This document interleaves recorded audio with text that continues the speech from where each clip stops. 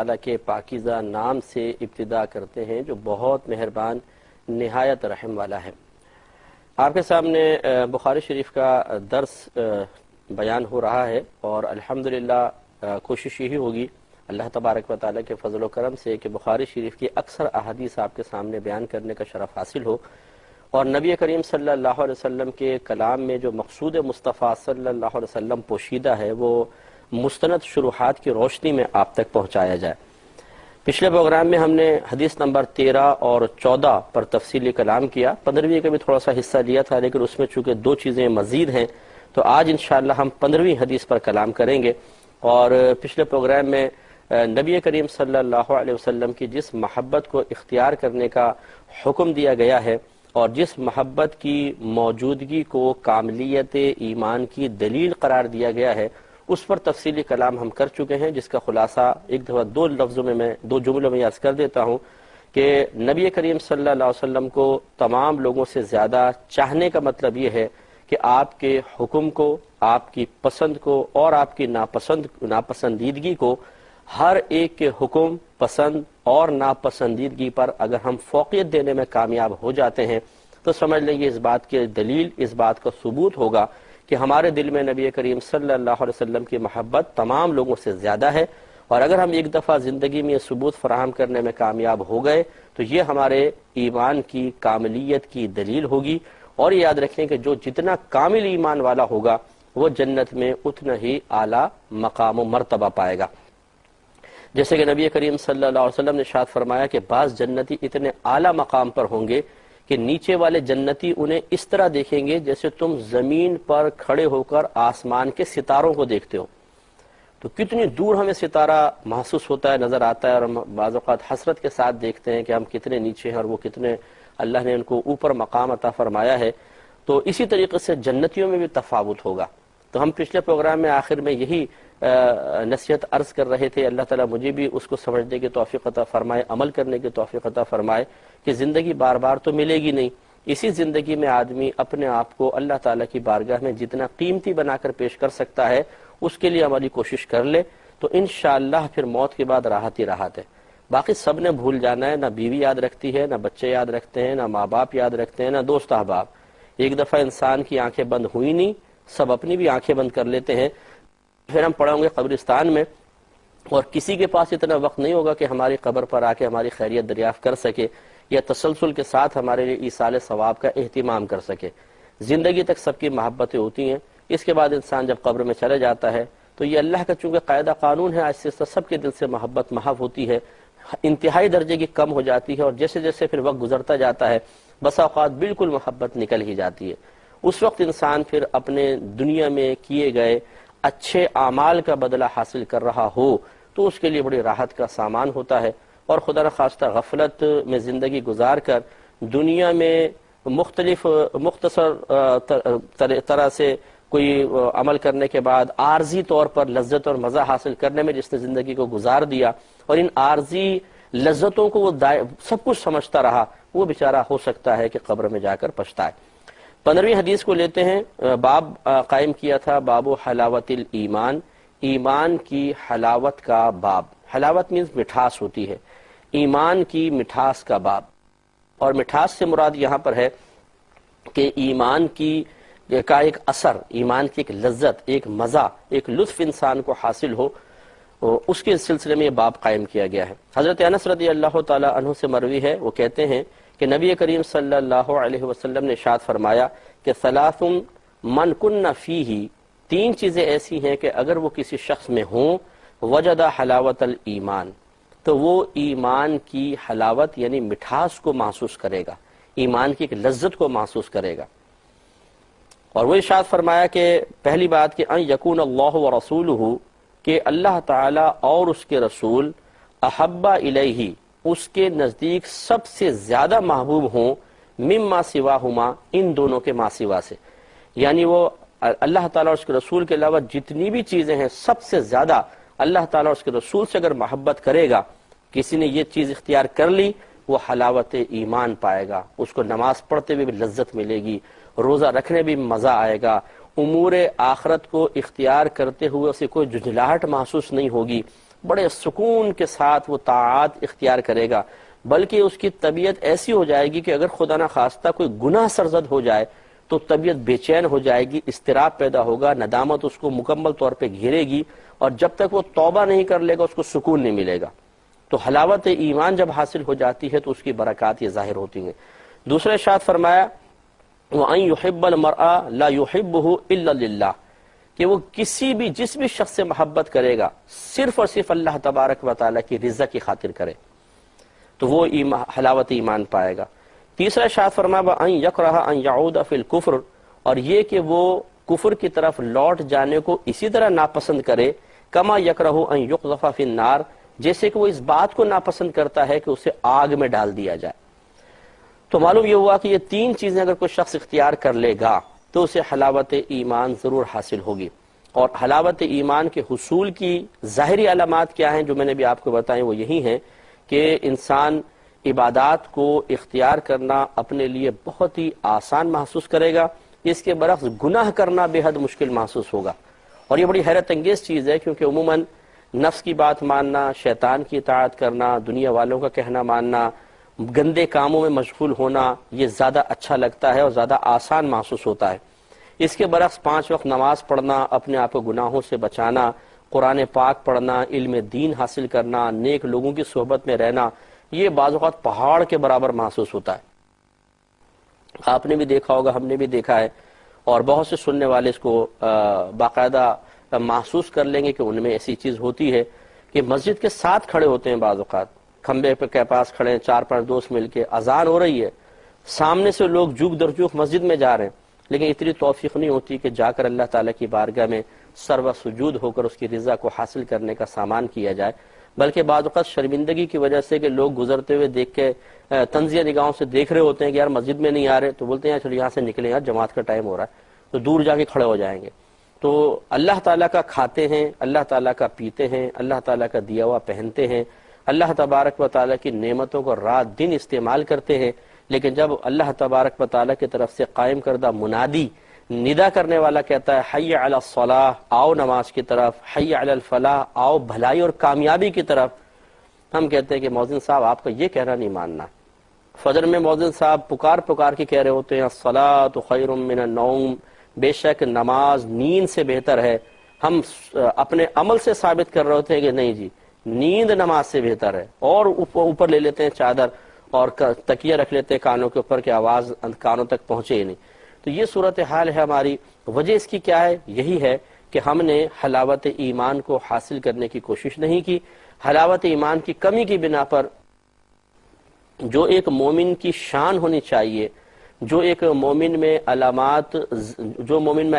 ظاہر ہونی چاہیے، وہ نہ شان ہمیں حاصل ہے، نہ ان علامات کا ظہور ہماری ذات و صفات میں نظر آتا ہے، لہذا حالت ہمارے سامنے ہے۔ تو ان پوائنٹس پہ غور و تفکر کرنا بہت ضروری ہے کہ پہلی بات یہ کہ اللہ تعالیٰ اور اس کے رسول کو سب سے زیادہ فوقیت دی جائے، ان سے محبت رکھی جائے۔ نبی کریم صلی اللہ علیہ وسلم کی محبت کے بارے میں آپ کو عرض کر چکا ہوں کہ سرکار کا ذکر کثرت سے کیا جائے، سنا جائے، خوش الہان نعت خانوں کی کیسٹس وغیرہ اگر انسان سنے، اسی طرح نبی کریم صلی اللہ علیہ وسلم کی سوانح حیات کو پڑھے جس میں آپ کی زندگی کے واقعات لکھیں، کس طرح سرکار نے سخاوت فرمائی، عفو و درگزر فرمایا، کبھی ذاتی انتقام نہیں لیا، غلاموں کے ساتھ شفقت فرمائی اور بچوں کے ساتھ محبت کا سلوک پیش کیا، حتیٰ کہ دشمنوں کی اس طرف سے تکلیفیں برداشت کر لی لیکن آپ کی زبان پہ کوئی نازیبہ کلمہ جاری نہ ہوا، تو خود بخود دل میں محبت بیدار ہوتی ہے، اور آہستہ آہستہ انسان یہ بات سوچنے پر، اس کا اقرار کرنے پر اور پھر اس کا عملی ثبوت دینے پر راضی ہو جاتا ہے کہ واقعی نبی کریم صلی اللہ علیہ وسلم ہی سب سے زیادہ محبت کے قابل و لائق ہے۔ اسی طریقے سے اللہ تبارک و تعالیٰ کی محبت کو بھی فراموش نہیں کرنا چاہیے۔ بہت ہی معذرت کے ساتھ میں یہ بات عرض کروں گا کہ ہم لوگ بعض اوقات بس ایک پہلو دیکھ کے کہتے ہیں نبی کریم صلی اللہ علیہ وسلم کی محبت اللہ کی محبت ہے،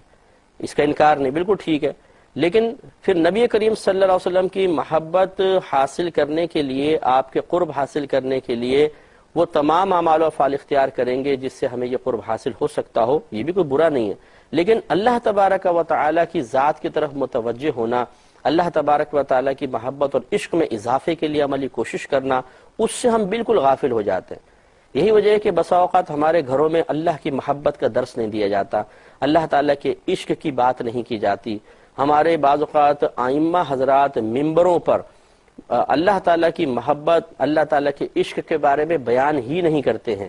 آپ بازار میں جا کے کتابیں دیکھ لیجئے، نبی کریم صلی اللہ علیہ وسلم کی محبت میں سینکڑوں آپ کو کتابیں مل جائیں گی، اور ملنی بھی چاہیے، اس کا کوئی انکار نہیں کر سکتا، لیکن اللہ تبارک و تعالیٰ کی محبت، اللہ تعالیٰ کے عشق کے بارے میں کتنی کتابیں ہوں گی؟ بہت ہی کم۔ حالانکہ ہم آپ کو دعوت فکر دیتے ہیں، پورا قرآن اٹھا کے پڑھ لیجئے، انبیاء علیہ السلام کی حیات طیبہ اٹھا کے پڑھ لیجئے، جو قرآن میں ان کے ذکر مطلب ان کا ذکر موجود ہے، ان کے واقعات وغیرہ ذکر کیے گئے ہیں، سب کے سب اپنے رب سے محبت کرتے تھے اور اس کا عملی ثبوت دیتے تھے۔ اسی طریقے سے صحابہ کرام اللہ کی محبت میں گم تھے، اللہ کے عشق میں گم تھے۔ نبی کریم صلی اللہ علیہ وسلم نے پہلے انہیں فنا فی رسول کا درس دیا اور پھر ان کو فنا فی اللہ کے مقام تک پہنچا دیا۔ اسی طرح جو ہمارے اولیاء اعظام گزرے ہیں، سب کی سوار حیات اٹھا کے پڑھ لیجئے، اور میں کہتا ہوں ضرور آپ ایک دفعہ پڑھیں، ان کے اقوال دیکھیں، وہ اللہ کا ذکر کرتے ہوئے نظر آئیں گے، اللہ کی محبت کی بات کریں گے، اللہ کے عشق کی بات کریں گے۔ تو پھر یہ ہم نے اس چیز سے، اس نعمت سے حصہ حاصل کیوں نہیں کیا؟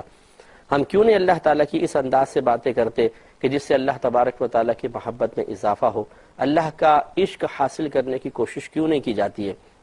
اس پر بھی توجہ کرنے کی ضرورت ہے۔ نبی کریم صلی اللہ علیہ وسلم کی محبت بالکل بہت امپورٹنٹ ہے اور ایمان کی کاملیت کے لیے بہت ضروری ہے۔ میں نے پچھلا پورا پروگرام، بلکہ اس سے بھی پچھلا پروگرام، محبت رسول صلی اللہ علیہ وسلم کے بارے میں عرض کیا تھا، لیکن اللہ تبارک و تعالیٰ کی محبت کو بھی فراموش نہیں کرنا چاہیے۔ یاد رکھیں، جب ذات علیحدہ علیحدہ ہے تو ان کی محبتیں بھی علیحدہ علیحدہ ہیں۔ یہ الگ بات ہے کہ ہاں بالکل صحیح ہے کہ اللہ کی محبت نبی کی محبت ہے، نبی کی محبت اللہ کی محبت ہے، لیکن اس سے قطع نظر جب اللہ کی ذات علیحدہ، نبی کریم کے ذات علیحدہ، کوئی یہ نہیں کہہ سکتا کہ دو ایک ہی ذات ہیں۔ جو ایسا کہے گا وہ کافر و مشرک و مرتد ہو جائے گا۔ ذات علیحدہ علیحدہ ہے تو پھر ان سے جو چیزیں تعلق رکھنے والی ہیں وہ بھی علیحدہ علیحدہ ہیں۔ یعنی اللہ کی محبت اور عشق ایک الگ چیز ہے، نبی کریم صلی اللہ علیہ وسلم سے محبت اور عشق ایک الگ چیز ہے۔ اسی لیے ہمارے اولیاء اعظام نے 3 درجے بنائے ہیں کہ پہلا درجہ ہے فنا فی المرشد کا، کہ جب آپ کسی پیر کا دامن تھامتے ہیں، کسی شیخ کا دامن تھامتے ہیں تو فنا ہو جائیے، فنا فی المرشد۔ پھر مرشد آپ کو رہنمائی دے گا، تربیت کرے گا، اور وہ فنا فی الرسول کے مقام پر فائز کرے گا۔ اور جب انسان فنا فی الرسول کے مقام پر فائز ہو جائے گا تو پھر نبی کریم صلی اللہ علیہ وسلم کا فیض اس طرح جاری ہوگا کہ انسان اپنے شیخ کی تربیت کے ساتھ اور فیض رسول صلی اللہ علیہ وسلم کی برکت سے فنا فی اللہ کے مقام پر فائز ہوگا۔ اگر صرف بات نبی کریم صلی اللہ علیہ وسلم کی تک آ کے رک جاتی، فنا فی الرسول کا مقام ہی آخری مقام ہوتا، تو پھر فنا فی اللہ کا مقام کوئی بھی بیان نہ کرتا۔ اس کا مطلب یہ ہے کہ ایک اور مقام کی ضرورت ہے، ایک اور محبت ایسی ہے، ایک اور وارفتگی کا اسٹیج اور آ رہا ہے جو سب کو اختیار کرنا چاہیے، اور وہ ہے اللہ تبارک و تعالیٰ کی محبت، اور اللہ تعالیٰ کا عشق، اللہ تعالیٰ کا پیار، اللہ تعالیٰ کی طرف کامل توجہ۔ تو یہ ہمارے ہاں بہت بڑی ایک میجر مسٹیک ہے کہ اللہ تعالیٰ کی محبت، اللہ تعالیٰ کے عشق کا درس نہیں ہوتا ہے۔ یعنی باقاعدہ ٹاپک بنا کے، موضوع بنا کے ضمن کلام ہوتا ہے، اس کا انکار نہیں ہے، لیکن ایک جیسے پری پلاننگ کام ہوتا ہے کہ بچوں کے دل میں اللہ کی محبت ڈالی جائے، اللہ کا عشق ڈالا جائے، اور اتنے زیادہ اللہ تعالیٰ کا ذکر اس انداز سے ہو کہ انسان خلوت میں ہو، جلوت میں ہو، چل رہا ہو، پھر رہا ہو، ہر وقت توجہ اللہ کی طرف ہو۔ یہ جب جیسے فنا فی رسول کا ایک مقام ہوتا ہے کہ بس ہر وقت رسول کی طرف توجہ، ہر چیز میں رسول کریم صلی اللہ علیہ وسلم کا اتباع، یعنی جائز کاموں میں، اور آپ کے طریقوں کو اختیار انسان کرتا ہے، نبی کریم صلی اللہ علیہ وسلم کے طریقوں کو، تو ہر طریقے سے نبی کریم کی یاد آتی ہے، اور بس اٹھتے بیٹھتے چلتے پھرتے ہر وقت تصور رسول صلی اللہ علیہ وسلم ساتھ ہوتا ہے۔ اس کے بعد ایک اگلا اسٹیپ آتا ہے، اور وہ ہے اللہ تبارک و تعالیٰ کی جانب توجہ کا اسٹیج آتا ہے، کہ ایک اور اسٹیپ ہے، یعنی اللہ تعالیٰ کی طرف متوجہ ہونے کا اسٹیپ۔ وہ جب اس درجے پہ انسان پہنچ جاتا ہے، جیسے کہ انبیاء علیہ السلام اس درجے پر تھے، اولیاء اعظام وہاں پر تھے، اولیاء اور صحابہ کرام تھے، کہ بس پھر اللہ تعالیٰ کی طرف توجہ، ہر چیز میں اللہ تبارک و تعالیٰ کی قدرت کا ظہور انسان دیکھتا ہے، اس کے دیکھنے کا ہم وقت ہماری طرف متوجہ ہونے کا کامل یقین ہمیں ریزرو رکھتا ہے خلوت میں جلوت میں، اور ہم ہر وقت اللہ کے بارے میں سوچتے رہیں، اس کی محبت بڑھتی رہے، اس کی عظمت قلب میں، محبت میں اور عظمت میں جو ہمارے قلب میں ہے اس میں اضافہ ہوتا رہے. تو یہ بھی ایک اسٹیج حاصل کرنے کی ضرورت ہے، لیکن عموماً ایسا نہیں ہوتا ہے. 24 گھنٹے میں اگر ہم غور و تفکر کر لیں کہ پچھلے جو 24 گھنٹہ گزرا ہے، کیا اس میں ہم نے بہت زیادہ اپنے آپ کو اللہ کی طرف مائل پایا ہے، بہت زیادہ اٹریکشن محسوس کی ہے، بہت زیادہ اللہ تبارک و تعالیٰ کے بارے میں سوچا ہے؟ تو پتہ چلے گا کہ نہیں. شاید کوئی ذکر نعتیں سن لیں یا ذکر اذکار ہوا تو نبی کریم صلی اللہ علیہ وسلم کی طرف توجہ بالکل ہوئی ہوگی، لیکن اللہ تعالیٰ کی طرف بہت ہی کم توجہ ہو پاتی ہے. تو دیکھیں میں پھر وہ وضاحت سے عرض کر رہا ہوں کہ نبی کریم صلی اللہ علیہ وسلم کی محبت کا بیان بہت ضروری ہے، سرکار کی طرف توجہ ہونا بہت ضروری ہے، لیکن نبی کریم صلی اللہ علیہ وسلم کی محبت، آپ کی طرف متوجہ ہونا، یہ ایک راستہ ہے جو ہمیں ہماری منزل تک پہنچاتا ہے، اور وہ فنا فی اللہ کا مقام ہے. وہاں تک ہم پہنچتے ہیں کہ اللہ کا عشق اور محبت اس طرح میں حاصل ہو جائے کہ پھر اللہ کا عشق اور محبت کے ساتھ ساتھ اللہ کی ذات پر، اللہ تعالیٰ کی صفات پر، اللہ تعالیٰ کی قدرت پر، اللہ کی عظمت پر غور و تفکر ہمارے اندر ایک ایسی قوت بیدار کر دے کہ اللہ تعالیٰ کی طرف متوجہ بھی رہے اور نفس و شیطان کو دھکیلنا آسان ہو جائے. بس پھر آدمی کی مکمل توجہ اپنے رب کی جانب ہوتی ہے. وہ اگر کھاتا بھی ہے تو وہ رب کے بارے میں غور کر رہا ہوتا ہے. مثال کے طور پہ ایک بریانی کی پلیٹ آپ کے سامنے آئی، ہم تو بس بوٹیاں دیکھتے ہیں کہ بوٹیاں کیا ہیں، ذائقہ کیسا ہے، مرچیں کیسی ہیں، نمک کیسے ہیں، اس لیے کہ ہم غافل لوگ ہیں، اپنے نفس کی پیروی کرتے ہیں. کاش وہاں پر ہم یہ غور و تفکر کرتے. ایک کبھی آپ کیجئے گا غور و تفکر ہماری اس درخواست پر کہ جب آپ کے سامنے بریانی کی ایک پلیٹ آتی ہے، اس میں چاول بھی ہوتے ہیں، اس میں پیاز ہے، اس میں ٹماٹر ہیں، اس میں گرم مسالے ہیں مختلف قسم کے، اس میں نمک بھی ہے، اس میں بوٹیاں بھی ہیں، اس میں پانی بھی ڈلا ہے، چاول بھی ہیں. اب آپ سوچنا شروع کریں کہ یہ سب چیزیں پہلے کہاں تھیں، یہ گوشت کس کا تھا، کس جانور کا تھا، وہ جانور کہاں ہوگا، یہ چاول کس کھیت میں اگا تھا، جس میں پانی ڈلا ہے وہ کس میں تھا، دریا میں تھا، کنویں کا ہے، کسی بڑے جھیل کا پانی ہے، یہ گرم مسالہ کالی مرچیں کہاں تھیں، لونگ کہاں پر اگی ہوگی، اسی طرح نمک کہاں تھا، مرچیں کہاں تھیں، پیاز کہاں تھی. یہ تمام چیزوں پہ غور کر کے پھر آپ سوچئے کہ کیسے یہ چیزیں سمٹ کر کہیں منڈی میں پہنچی ہوں گی، پھر وہاں سے خریدی گئیں، پھر علاقے میں آئیں، پھر گھر والوں نے خریدا، پھر لا کے پکایا، پھر اس میں سے یہ چیز آپ کے سامنے آ گئی. اللہ تبارک و تعالی کی تقسیم دیکھیے. کیا کوئی بتا سکتا ہے جب ایک گائے چر رہی ہو کہ اس کی کون سی بوٹی کس کے پیٹ میں جائے گی؟ ہمیں نہیں پتا ہوتا، لیکن اللہ تبارک و تعالی نے اس تقسیم کو پہلے سے فرما دیا. ازل سے ہی اللہ تعالیٰ نے ارادہ فرما لیا کہ اس کا گوشت کہاں کس کس کے پاس جائے گا، اور وہ پہنچتا ہے. تو اس طریقے سے